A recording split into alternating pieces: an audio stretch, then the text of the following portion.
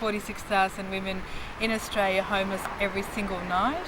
We know that most of those women have children and they've escaped domestic violence, but there's also a growing number of older women in their 60s and 70s who are sleeping rough and sleeping in cars, and we think that's unacceptable in this day and age.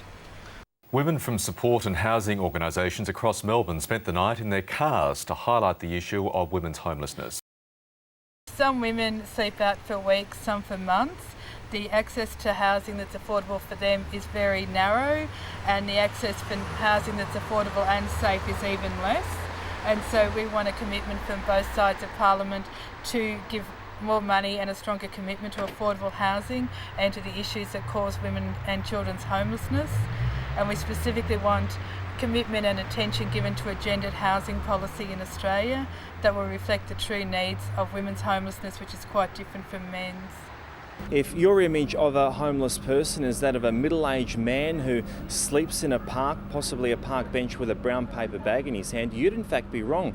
46,000 homeless people out of our 105,000 homeless are in fact women, and most disturbingly, they are often accompanied by their very own children fleeing domestic violence.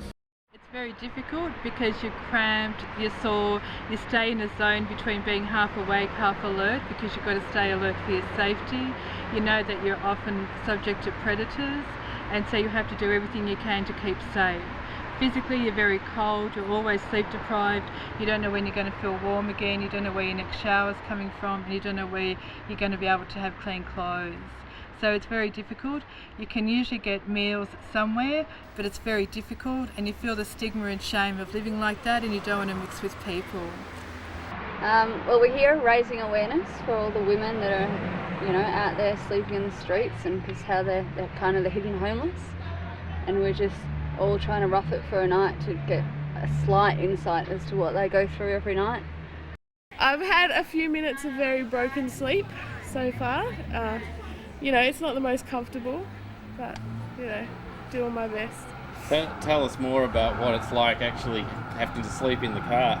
Well, I spoke to my mum earlier. She said that it was supposed to be the coldest night of the year tonight, which is good timing, so it's been pretty cold and pretty uncomfortable, but, there's a good group of people here, and I'm lucky enough to be surrounded by a good group of people, so I do feel safe and supported, which is not the case for a lot of women. And what can we ask, what you think of, that some women have to actually sleep in cars? I think it's shocking and it's depressing that women do have to sleep in their cars, and women sleep in their cars for such long periods of time. Like, we're spending one night in the car, women are in their cars for years.